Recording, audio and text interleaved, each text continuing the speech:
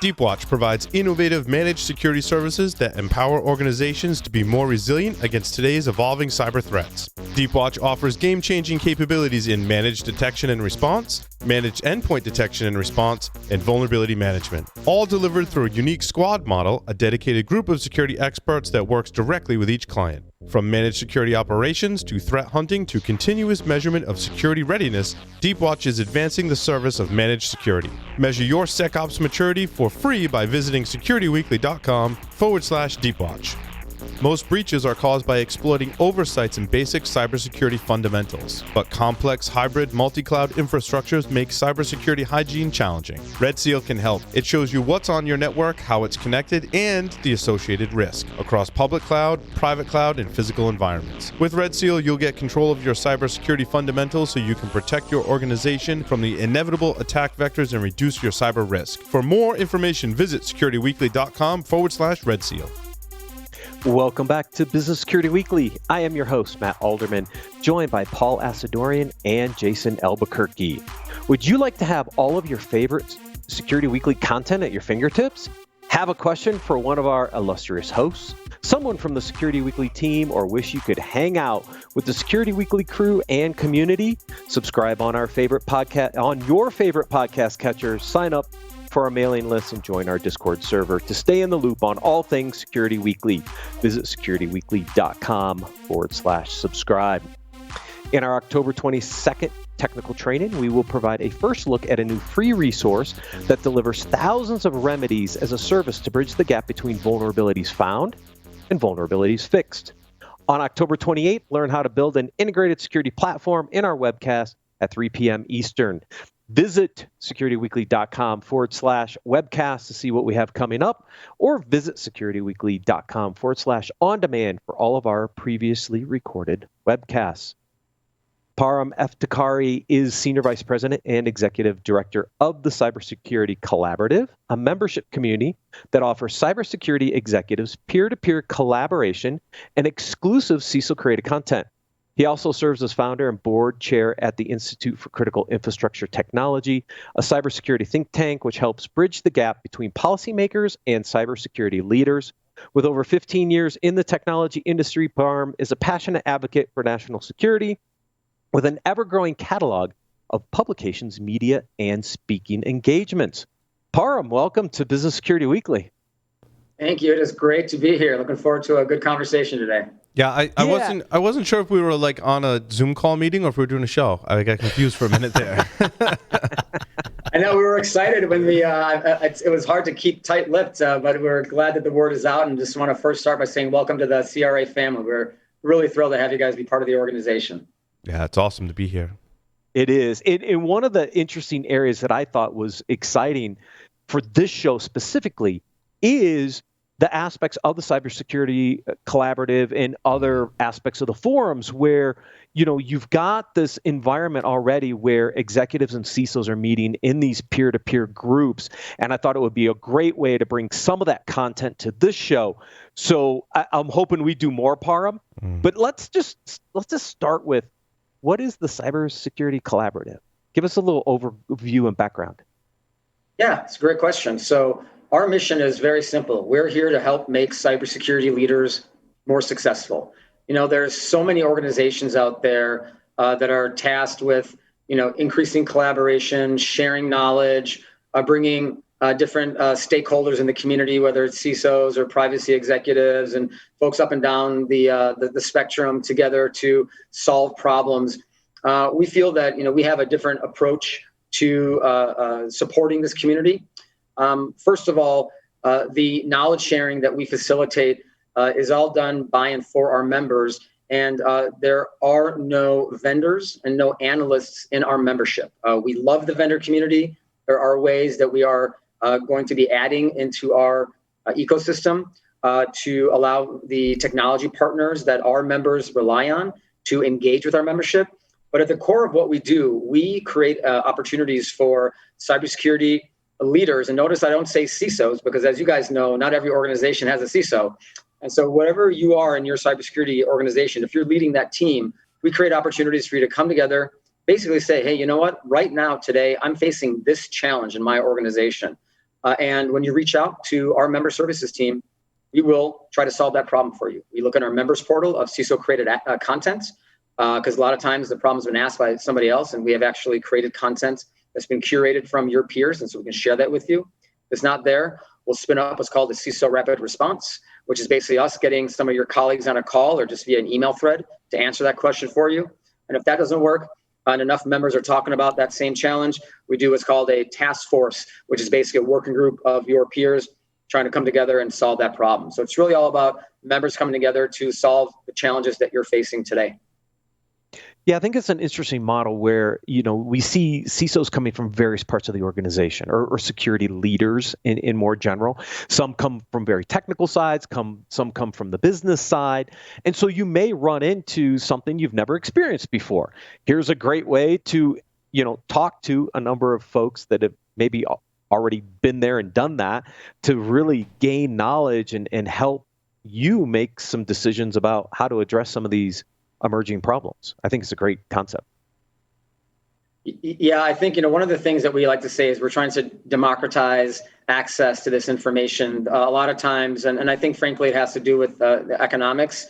Organizations who have this peer-to-peer sharing model, they tend to go after the Fortune 500 or Fortune 200, and that's okay, right? Those folks have a very unique set of challenges. And a lot of times they can only solve them by engaging with one another. We're fortunate to work with those as well. We have an executive committee that has CISOs from MasterCard and Yums Brand and Aflac and Eli Lilly and Rockwell Automation and some other really reputable organizations with some of the most sought after and respected cybersecurity executives in our community.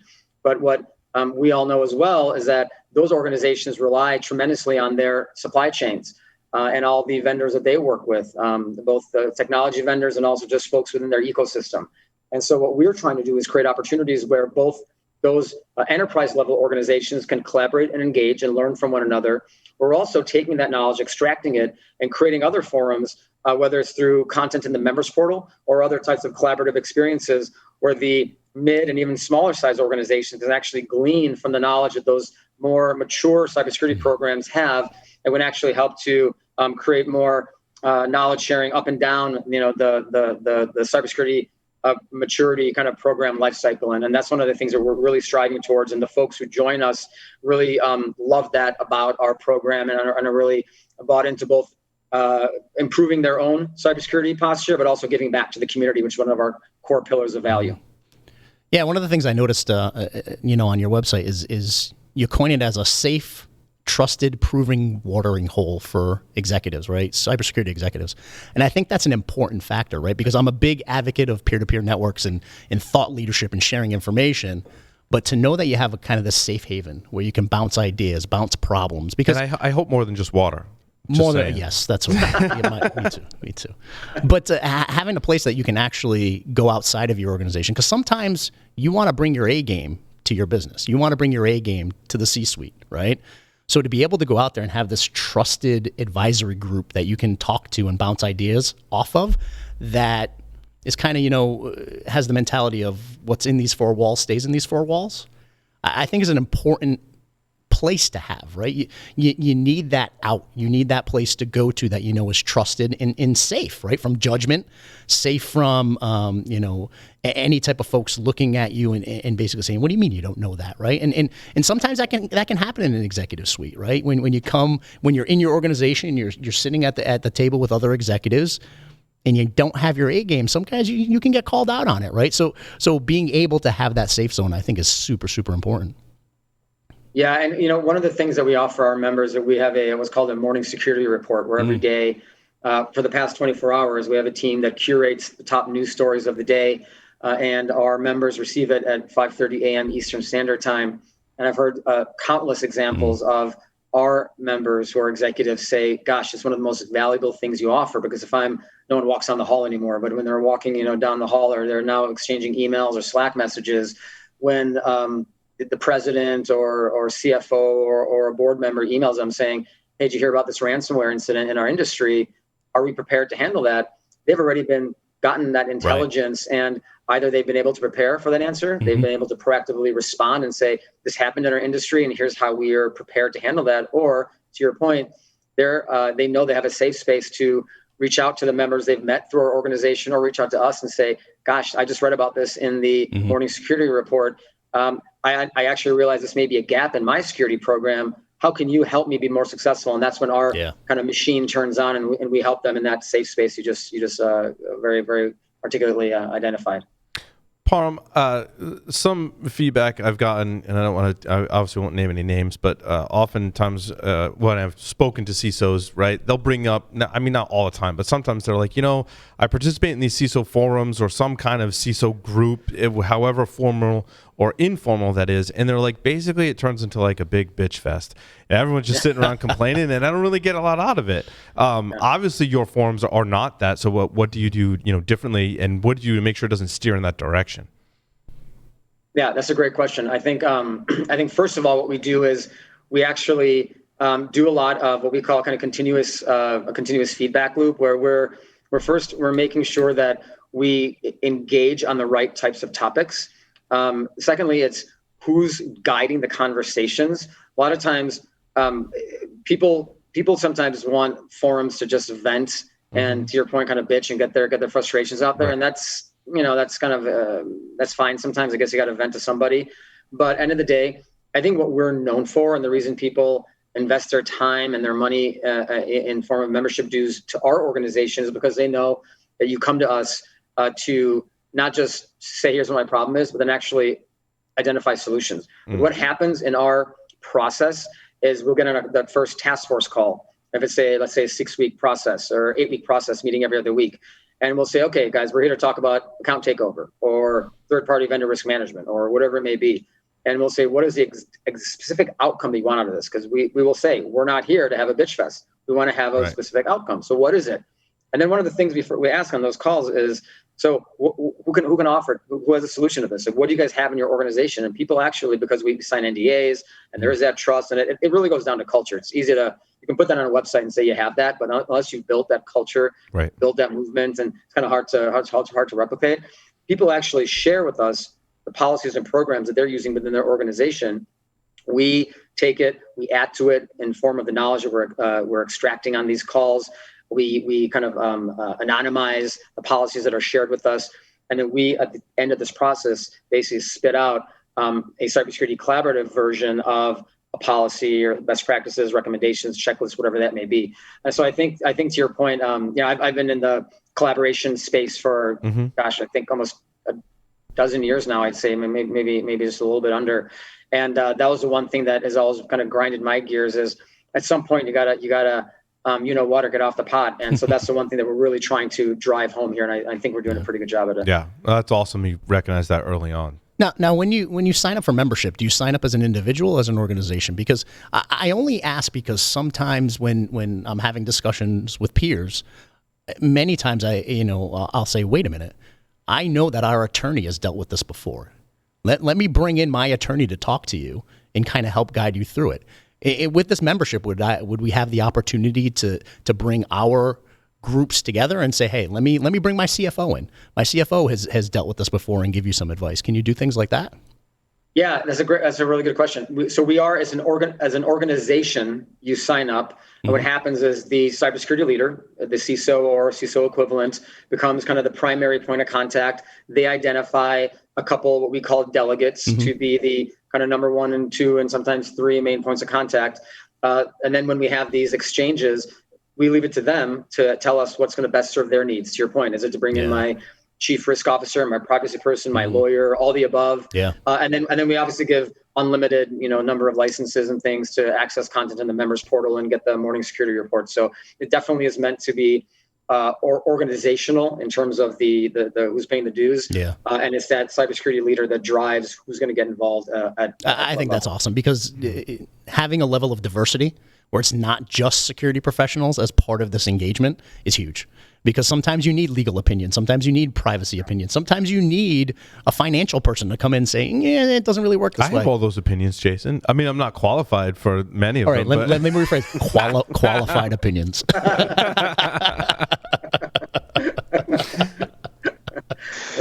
no, that's exactly how we've set this up. And to that point, we actually focus both on, you kind of talked about communication across these different silos. If you look at our, we're revising our website right now. We have 3 pillars of value. One is strategic and technical insights, kind of to do the blocking and tackling you need to do to be an effective cyber leader. The second is actually professional development for cybersecurity leaders. And so that's kind of those soft skills. Some people don't even know how to go and talk to their lawyer and talk to the heads of business and say, you guys are the reason I have a bunch. We talked about this on a call with Paul Matt the other day. How do you talk to your business counterparts, say, I have a shadow IT problem and it's your fault. They don't even know how to open up that dialogue. Right. And so we're trying to teach them these soft skills and how to go outside of their IT bubble or their security bubble. And so that's part of our value prop as well, as both the cyber skills and some of those soft skills and leadership skills that you need to, I think, be really successful. Very important. In this but that's important to get value out of, because we do that on the show all the time. And that's the reason I joke, is that oftentimes I'm like, well, I think this is the answer, but I'm certainly not a lawyer, and don't take my legal advice, because you're probably getting a lot of trouble if you did, right? And the same thing for other very specific areas that the conversation leads it to. It's important to be able to, just like we do in the shows, bring people in who have extensive backgrounds and are qualified to speak on those various points. Parham, what are some of the hot topics right now? Obviously, we're in this really interesting environment of remote work and the pandemic. What are some of those big topics that the executives are talking about right now? Yeah, that's a great question. I think again, I talked about the different communities that we work with. I would say that for some of the mid-sized organizations, they're still struggling with migrating some of their legacy applications to the cloud, and that still seems to be an issue, as well as just dealing with the bigger guys seem to have gotten a handle. I don't want to say that they've solved this whole mass migration of their workforce to the cloud, but they seem to have gotten a handle of it a little bit faster. I think the mid-small size organizations are still struggling a little bit with this, and so talking about the process we went through, we addressed and got a lot of knowledge from those bigger organizations. Now we're sharing that with the mid and small size members that we have. Asset management, I kind of hinted at this a little bit earlier, is a very big topic right now that we're focused a lot on. Vulnerability management is another big area. And I think overall, there is a no matter what topic we're focused on, there's a clear acknowledgement that this paradigm shift in how organizations, and you can see my dog walking in the corner there. You get this clear shift in how we have absolutely fundamentally changed the workforce landscape. Every organization realizes that the majority of their employees for the foreseeable future are going to be working outside of the office. And a lot of organizations weren't set up that way. Their security policies, the way that they train their employees, their network configurations, nothing was set up to accommodate and account for this type of a work environment. And it's really taking a step back and saying, I need to do a complete reassessment of how this new way of life is going to be impacting risk to my organization. And so we're kind of taking all the pieces of a security program step by step and reevaluating based on how we feel the future is going to be. So this work from home, I think it happened so fast. If you look at all the topics, and we did it too, so I'm not saying we were somehow clairvoyant, but if you look at all the topics at events and things like that, it was all it was all focused on kind of the work from home. I think we're seeing an evolution of that, and now we're going to, I think in the future, talk about continuity of operations and a different form of resiliency given this new paradigm shift that we've seen. How has it changed collaboration? Because you probably can't do much physical collaboration. Is everything virtual now? Have you figured out how to effectively collaborate with all of your members in this kind of remote, kind of virtual world?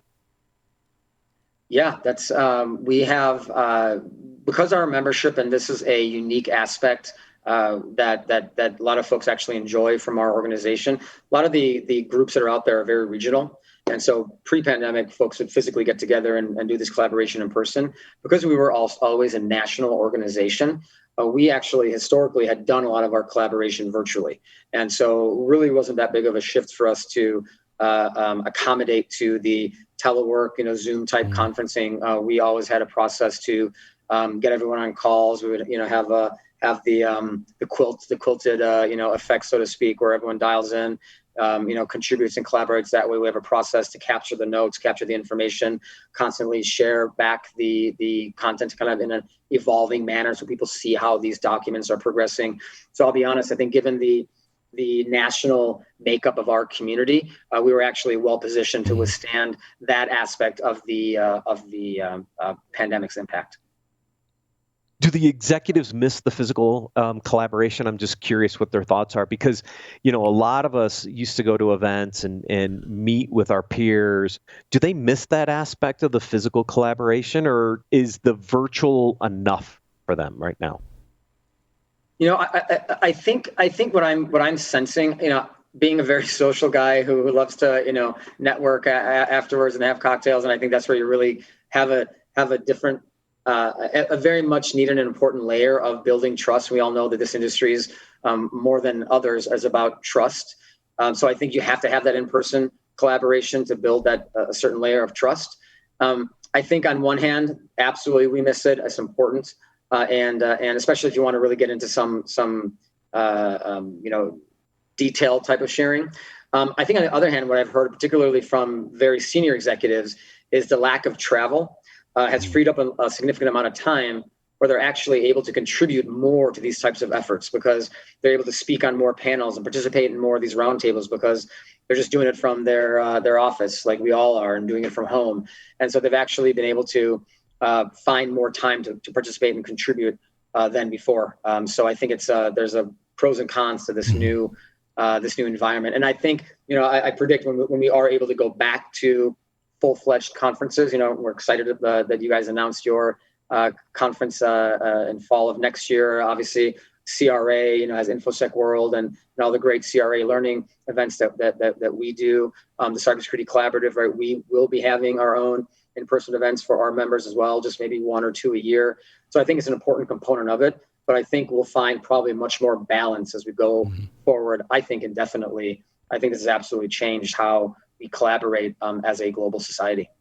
So from a membership perspective, I mean, one of the first things I look at when becoming a member is what am I entitled to, right? So what content are you delivering? What types of entitlements do we get as a member? Yeah, so we have 3 different membership tiers for basically small, medium, large companies, right? To keep it simple. On the for small businesses, or frankly for the folks who don't have big budget, and our small business, the list price is $7,500 a year, and we have scholarships to subsidize some of that cost for organizations that may not have money. Right, at the end of the day, one of the reasons we do this is because we believe deeply in the role that the private sector plays in national security. And that's a whole different conversation. I was talking to the former general counsel of the NSA this morning about the complete shift and how we need to defend our national security and the role that the private sector plays on this. And we're trying to do our part by not just creating these opportunities to commoditize the information, but also making it available from an economic perspective. So we have a small business level, which gives you all the access to the content in the members portal, which is we have, anyone's interested, and give you countless examples of CISOs have said, this document has saved $25,000, has saved $50,000 of consulting fees. I mean, these are actual tools and policies.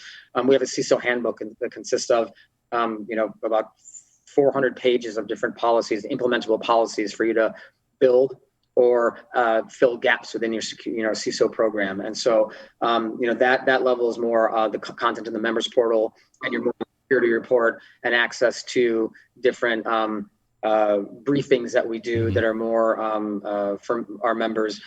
For mid and large size organizations, that's when the actual collaboration comes into play. So these are when you have the ability to call a CISO rapid response, and you say, an example recently was somebody was presenting to a board. And it was a presentation that came up on last minute. They wanted to validate whether the slides that they were using and the way they were presenting a bunch of really data-rich information was the way that their peers were presenting it. So we spun up a CISO rapid response. We had around, I think, 4 members get on a call, share with this particular member their slides, They revamped their whole presentation, and we did all this within a couple of days. We have a ton of those examples. Yeah, it's really, really powerful. And then, of course, the task forces being involved in that collaborative process. So really, it's the task forces, the rapid responses, the morning security reports, the content in the members portal, and the different types of briefings and things that we do for our members. And we have a different price scales for small, medium, and large type members. Awesome. So Parham, if people want to sign up or learn more, or where should they go? Yeah, a few places. You can go to our website is cyberleadersunite.com. We are very active on LinkedIn as well. A lot of great content there. So look us up on LinkedIn at the Cybersecurity Collaborative, which is on LinkedIn. Cyber Leaders Unite on Twitter as well. And best place is probably our website, cyberleadersunite.com. And we'd love for you guys to check us out and have a conversation about being involved. That's awesome. Parham, thank you so much for joining us on Business Security Weekly. Yeah, thanks for the opportunity. Look forward to chatting more with you guys about all the great things we're doing together. We look forward to it as well. Thank you, everyone, for watching and listening. We'll see you next week on Business Security Weekly.